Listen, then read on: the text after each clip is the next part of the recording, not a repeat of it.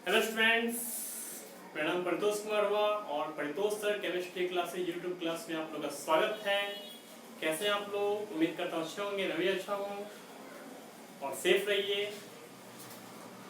पिछले वीडियो में मैंने ऑर्गेनिक केमिस्ट्री का इंट्रोडक्शन दिया था कि आखिर में ऑर्गेनिक केमिस्ट्री में हाइड्रोकार्बन होता है क्या। आज मैं बताने जा रहा हूँ कि ऑर्गेनिक केमिस्ट्री का हिस्ट्री यानी इतिहास, इसका स्टार्टिंग हुआ तो हुआ कहाँ से।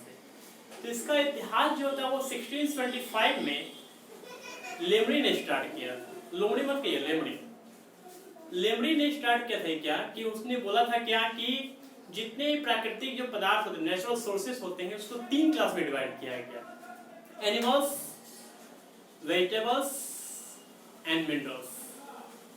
तो एनिमल्स और वेजिटेबल्स से प्राप्त होने वाले सोर्सेस जो होता है, जो कंपाउंड्स कहलाया, वो ऑर्गेनिक कहलाया।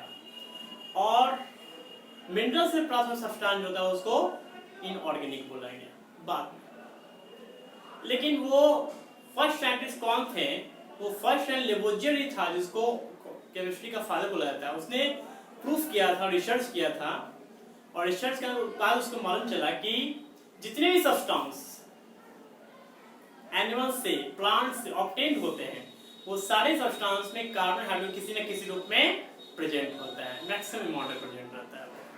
और ऑर्गेनिक कंपाउंड्स में और इनऑर्गेनिक कंपाउंड्स में डिफरेंसेस करने के लिए बर्जेलियस ने 2 कॉन्सेप्ट दिया, 2 बातों का ध्यान रखने को बोला था।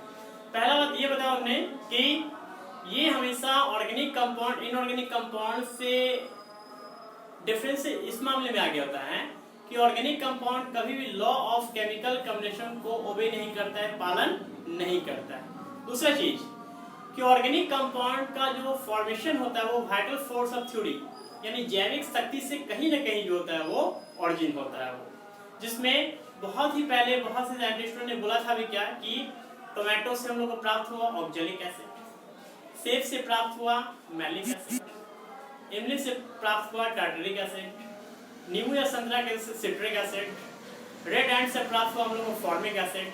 तो ऐसे से बहुत से ऑरिजिन हम लोग को ऑब्टेन्ड हुए हैं, जो कहीं ना कहीं किसी न किसी सोर्स से हम लोग को प्राप्त हुआ।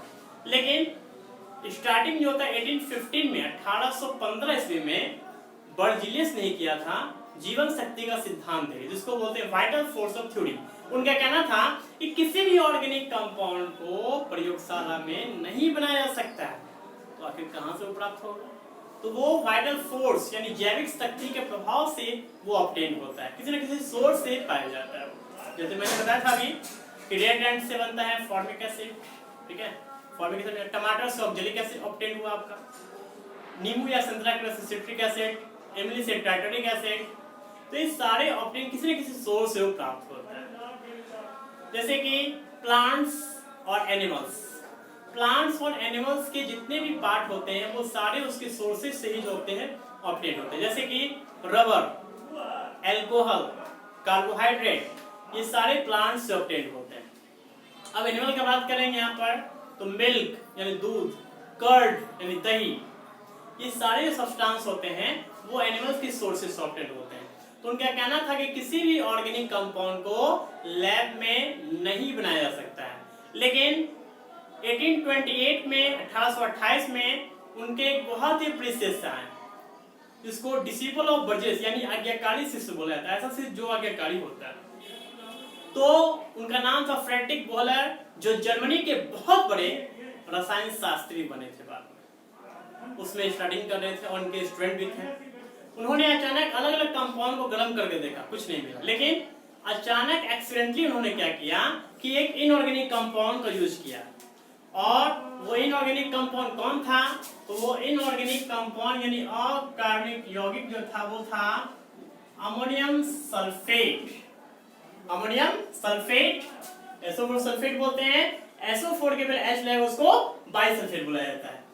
और इसको पोटेशियम साइनेट से इसको हिट किया गया था, गर्म किया गया था। अब देखिए नाइट्रोफॉर्म N नहीं होता है, N2 होता है, आगे 2 लगा देंगे तो K प्लस SO4 माइनस। तो ये पहले पोटेशियम SO4 से कंबाइंड होकर बनेगा ये K2SO4 पोटेशियम सल्फेट। अब देखिए NH4CNO, CNO का पार्ट भी 2 है, NH4 का बायो 2 है तो इसको बोल सकते हैं ये क्या बनेगा NH4CNO आगे लग जाएगा 2, इसको बोलते हैं अमोनियम साइनेट। और ये अमोनियम सल्फेट जो था वो एक इनऑर्गेनिक कंपाउंड था। तो एक इनऑर्गेनिक कंपाउंड को हिट करके एक ऑर्गेनिक कंपाउंड कैसे बना वो देखे ध्यान से। उसके बाद देखिए ये जो कंपाउंड है NH4CNO अमोनियम साइनेट, इसको हिट किया गया और हिट करने पर देखिए यहाँ पर हाइड्रोजन 4 है तो हाइड्रोजन थोड़ा H4 नहीं होता H2 होता है। तो पहले ये ब्रेक जब होगा, जब टूटेगा, जब किसी को गर्म कर दे वो ब्रेक टूट जाता है। तो पहले 2 हाइड्रोजन इस तरीके से अटैच होगा तो ये बनेगा NH2, फिर 2 हाइड्रोजन इस तरीके से अटैच होगा तो बनेगा ये NH2 और बीच में लग जाएगा ये CO। तो लैब में सबसे पहला ऑर्गेनिक कंपाउंड बनाया गया था जिसका नाम था यूरिया। कब बनाया गया था 1828 में, ठीक है। और इसने वाइटल फोर्स ऑफ थ्योरी के कॉन्सेप्ट को चैलेंज दिया था और प्रूफ भी हुआ था। तो इस तरह से लैब में सबसे पहला ऑर्गेनिक कंपाउंड एक गुरु ने नहीं उसके शिष्य ने बना के दिखाया था और उनका शिष्य का नाम था फ्रेडरिक बोहलर, जिसको बोहलर के नाम से फेमस है और जर्मनी का बहुत बड़ा वो केमिस्ट था। उसके बाद कुछ सालों के बाद एक और कंपाउंड बनाया गया 1845 में, तो वो बनाया गया कोलबे ने बनाया एसिटिक अम्ल जो अचार में होता है सिरका के रूप में होता है। और 1856 में बनाया गया मीथेन गैस जिसको गोबर गैस बोलते हैं। और मीथेन गैस को जिसने बनाया था 1856 में, 1856 में उनका नाम था बर्थेलो, बहुत फेमस साइंटिस्ट है। और इस तरह से ऑर्गेनिक कंपाउंड बनने का शुरुआत हुआ यहाँ पर, ठीक है। अब देखिए यहाँ पर ऑर्गेनिक कंपाउंड्स और इनऑर्गेनिक कंपाउंड्स में बहुत से डिफरेंसेस होते हैं, इसके बारे में हम लोग बात करेंगे। लेकिन ऑर्गेनिक कंपाउंड्स में एक सबसे इंपॉर्टेंट प्रॉपर्टी होता है कार्बन का, जो कार्बन को यूनिक प्रॉपर्टी ऑफ कार्बन बोला था, क्योंकि कार्बन में जो गुण होता है वो और किसी में नहीं होता। तो क्या क्या गुण होता है उसमें? तो पहला गुण ये होता है कि कार्बन में चेन बनाने का प्रॉपर्टी होता है। चेन का मतलब श्रृंखला, यानी कार्बन के एटम जब आपस में जुड़ते हैं, जुड़कर क्या बनता है? चेन बनता है। और चेन बनाने के प्रॉपर्टी को बोलते हैं कैटनेशन, बोलते हैं श्रृंखलन गुण बोला जाता है। अब देखिए ध्यान से, इसकी बात कर रहे हैं वो है कैटनेशन, यानी श्रृंखलन गुण बोला जाता है।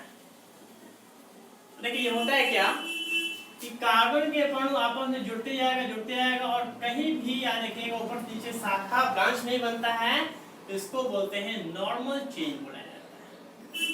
क्या बोलते हैं? Normal chain. अब देखिए ये हो गया नॉर्मल चेन, स्ट्रेट चेन, ठीक है।